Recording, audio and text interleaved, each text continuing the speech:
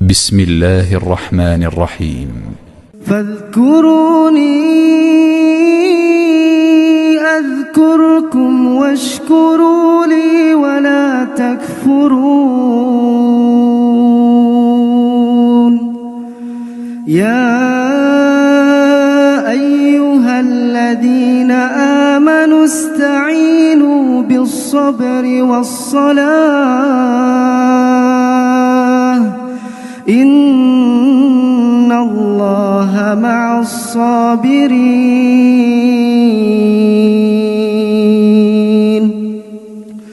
ولا تقولوا لمن يقتل في سبيل الله أموات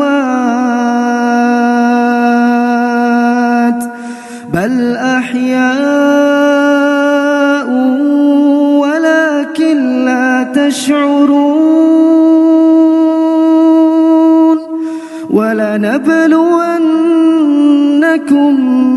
بشيء من الخوف والجوع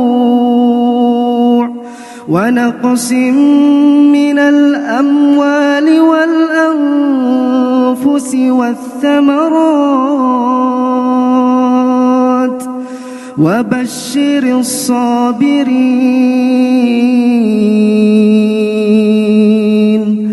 الذين إذا أصابتهم مصيبة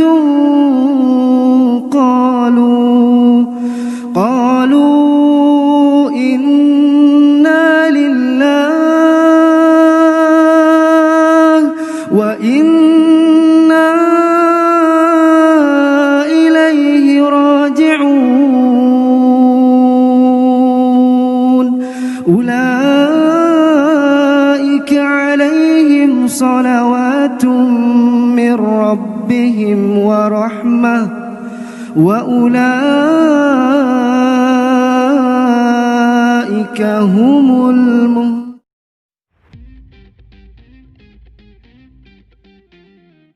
جی السلام علیکم اسٹوڈنٹس، آج دوبارہ سے ہم اپنے لیکچر کو کنٹینیو کریں گے. آج ٹاپک نمبر 6 آج ہم نے اسٹڈی کرنا ہے اور وہ ہے تحریک خلافت موومنٹ. اس کے کیا واقعات، کیا نتائج آئے تھے. تو آج اس ٹاپک کو شروع کرنے سے پہلے میں 2 باتیں کہنا چاہتی ہوں. حضرت حسین بن منصور الحلاج جو تھے روزانہ 400 رکعت نماز نفل ادا کرتے تھے. جب کسی نے پوچھا کہ آپ اتنے بڑے مراتب پہ ہیں، اس کے باوجود تخلیف فرماتے ہیں، تو وہ فرماتے ہیں کہ جو رنج و راحت تم لوگوں کو نظر آتی ہے، جب تک انسان مقام فنا تک پہنچ جاتا ہے نہ رنج اثر کرتا ہے نہ راحت. تو کاہلی انسان کے قریب نہیں ہونا چاہیے اور پھر سے دنیا نہیں ہونی چاہیے. کچھ اس میں موٹیویشنل لیسن ہے جو آپ کو اپنی زندگی پہ امپلیمنٹ کرنا. بات ہو جائے آپ کے اپنے وجود کی، تو وجود جو ہے نا مٹی کی طرح ہے جو موسموں کے ساتھ ہی متاثر ہوتا ہے. جیسے سخت گرمی کا موسم، سردی کا موسم، ان سے بھی ہماری باڈی جو ہے اس پہ ریاکشنز ہوتے ہیں. اور یہ جو تغیر ہے اس کا تخلیق اللہ پاک ہے، اس لیے ہر موسم کو اللہ کی طرف سے سمجھنا ہے، کیونکہ اللہ ہی وجود کی حفاظت کرنے والا ہے. اور شعور بھی ہمیں اللہ تعالیٰ نے دیا کہ ہم موسم کے مطابق لباس بھی پہنیں گے، خوراک بھی استعمال کریں گے. اسی طرح سے ہماری جو باطنی تغیر کا بہترین لباس ہے جو ہمارا اندر ہے، جو لوگ نہیں دیکھ سکتے، وہ بھی سجا ہوا ہونا چاہیے اور وہ اللہ کی محبت سے بھرا ہوا ہونا چاہیے. تو اللہ سے جب نزدیکی ہوتی ہے تو ہر قسم کی جو اندرونی توڑ پھوڑ ہمارے اندر رہتی ہے وہ ختم ہو جاتی ہے. اس کے ساتھ ساتھ ہم ریگولر آپ کو اسکول میں بھی کالج میں بھی سورہ رحمان سننے کا پیغام دیتے رہے ہیں، جو میں ڈیٹیل میں اگلے لیسن میں شیئر کروں گی. اچھا جی، بات کرتے ہیں خلافت موومنٹ پہ. تو آج جو ٹاپکس ہم ڈسکس کریں گے ان میں سب سے پہلے اس کا بیک گراؤنڈ یا پس منظر ہوگا، اس کے کون سے امپورٹنٹ ایونٹس تھے، اس کے ریزلٹس اور کانسیکوینسز، اثرات اور نتائج کیا نکلے تھے. اچھا جی، خلافت موومنٹ کا سب سے پہلے بیک گراؤنڈ ڈسکس کریں تو اس میں جنگ عظیم اول 1914 سے 1948 میں برطانیہ اور برطانیہ کے اتحادی جن میں امریکہ بھی تھا، انہوں نے نا ترکی کو فتح کر لیا تھا، اور جنگ جب ختم ہوئی تھی تو ایسا نظر آ رہا تھا کہ جو یہ اتحادی ہیں برطانیہ اور امریکہ، جو آج کل بھی اتحادی چین کے خلاف بنے ہوئے، تو یہ جو ہے یہ ترکی جو کہ مسلمانوں کے لیے ایک عظیم سلطنت تھی، اس کے نام ٹکڑے ٹکڑے کر دیں گی اور اس کی کچھ حصوں پہ قابض ہو جائیں گی، مسلمانوں کے مقدس مقامات کی بے حرمتی ہوگی، جیسے آپ دیکھتے ہیں ارطغرل غازی ترکی سے واقعی میں مسلمانوں کی جذباتی وابستگی رہی، کیونکہ وہاں پہ بہت سارے مقدس مقامات ہیں مسلمانوں کے، اور اسے نا اتحاد عالم اسلامی کی علامت بھی سمجھا جاتا تھا۔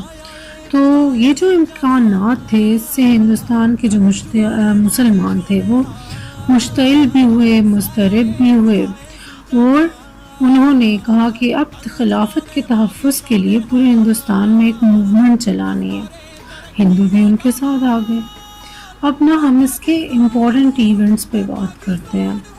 تو سب سے پہلے ہے کہ خلافت کمیٹی بنائی گئی تھی، گاندھی جی آل انڈیا خلافت کمیٹی بنتی ہے، مین کردار وہ ادا کرتے ہیں۔ تو یہ بنتی ہے 11 سپٹمبر 1919 کو۔ پھر ہے ہندو مسلم اتحاد اور ترک موالات کا فیصلہ۔ 1919 میں ہی کانگریس جو ہے وہ خلافت کے مسئلے پہ مسلمانوں سے تعاون کا فیصلہ کرتی ہے، اور گاندھی جی جو ہے انہیں اختیار دیا جاتا ہے کہ آپ پروگرام تشکیل کریں۔ گاندھی جی جو کہتے ہیں حکومت سے عدم تعاون جو ہے وہ 4 مرحلوں کے پروگرام بنانا ہے، اور اس میں ہم پرامن مزاحمت کریں گے۔ اس کے بعد جی بات ہو جائے خلافت وفد پہ 1920 میں، مولانا محمد علی جوہر جو ہیں وہ جاتے ہیں، ایک برطانوی حکمرانوں اور رائے عامہ سے ملتے ہیں، اور ان کو خلافت کے جو مسئلہ ہوتا ہے اس میں مسلمانوں کے جذبات سے آگاہ کرتے ہیں۔ حکومت برطانیہ کا جو وفد ہوتا ہے ان کی باتیں نہیں سنتا، انکار کر دیتا ہے۔ اس کے بعد معاہدہ سیورے، مئی 1920 میں اتحادی طاقتیں جو ہوتی ہیں وہ معاہدے کے ذریعے فیصلہ کر دیتی ہیں جی ترکی کا یہ مستقبل ہوگا۔ یورپ اور عالم عرب میں ترکی جو ہوتا ہے اس کے تمام مقبوضہ علاقے اس سے چھین لیے جاتے ہیں۔ اس معاہدے کو معاہدہ سیورے اس لیے کہتے ہیں کہ یہ جس جگہ پہ ہوا اس کا نام سیورے تھا۔ پھر جی تحریک ترک موالات نان کوآپریشن موومنٹ، اس میں مولانا محمد علی جوہر، مولانا شوکت علی، مولانا ظفر علی خان، مولانا ابوالکلام آزاد اور مولانا حسرت موہانی نے اپنی شعلہ باز تقریریں کی، پورے ہندوستان کو جذبات کا آتش فشاں بنا دیا۔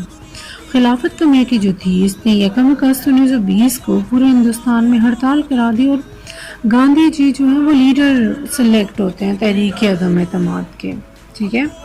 اس میں گاندھی جی کہتے ہیں جی آپ عدالتوں میں نہیں جائیں گے، ملازمین سرکاری ملازمتوں سے استعفے دے دیں گے، حکومت کے تعلیمی ادارے چھوڑ دیے جائیں گے، طلبہ نہیں کریں گے، اور بعض جو خطاب یافتہ لوگ تھے جنہیں سر کا خطاب بھی ملا ہوا تھا گورنمنٹ آف برٹش سے، انہوں نے وہ خطابات بھی واپس کر دیے، اور علی برادران جو تھے ان کو حکومت سے بغاوت کے الزام میں گرفتار کر کے 2 سال سخت قید کی سزا دی گئی تھی۔ اس کے بعد جی سول نافرمانی، سول ڈس اوبیڈینس، نومبر 1921 میں حکومت کے احکام کی کھلم کھلا خلاف ورزی شروع ہوئی تو تقریباً 30,000 افراد خود ہی کہہ دیتے ہیں لو جی ہمیں گرفتار کر لو، ٹھیک ہے۔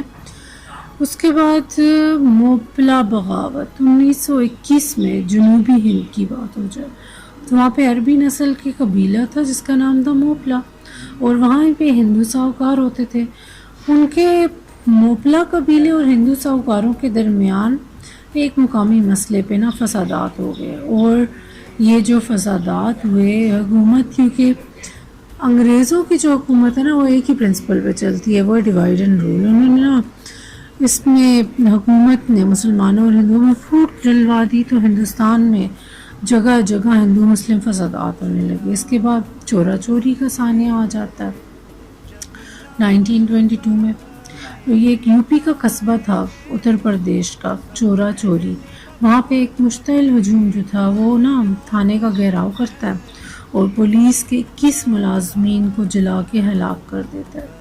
اس کے بعد جی تحریک کا خاتمہ ہو جاتا ہے، سول ڈس اوبیڈینس کو کال آف کر دیا گیا۔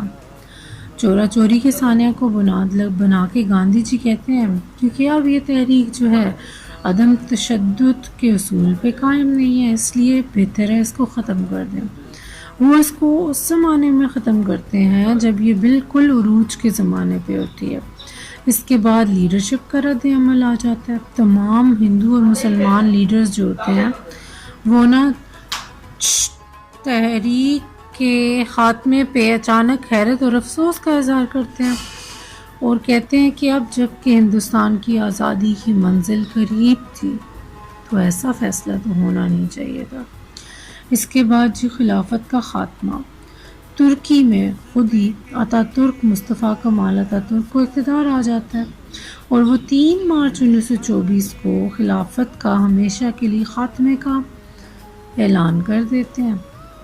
اس لیے ہندوستان میں بھی کوئی جواز ہی نہیں رہتا کہ تحریک خلافت جاری رہے۔ اچھا، آج ابھی ہم جو بات کر رہے ہیں وہ ہوگا اس کے ریزلٹس اور کانسیکوینسز پہ، واقعات اور نتائج پہ۔ سب سے پہلی بات ہے کہ برصغیر میں عوامی مقاصد سیاست کا آغاز۔ حالانکہ مسلمان خلافت نہیں قائم رکھ سکے تھے، لیکن تحریک خلافت کے جنوبی ایشیا کی سیاست پہ زبردست اثرات مرتب ہوئے۔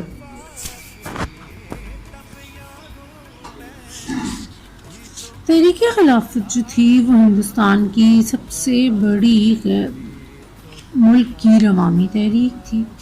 یہ جو تحریک تھی اس میں سیاسی رہنماؤں کو پہلی مرتبہ عوام سے رابطہ کرنے کا موقع ملا تھا، عوام میں سیاسی بیداری پیدا ہوئی تھی۔ یہی بیداری آگے چل کر ہندوستان کی آزادی اور پاکستان کے قیام میں مددگار ثابت ہوئی۔ دوسری بات، آزادی ہند کی طرف ایک قدم، A step towards the freedom of India۔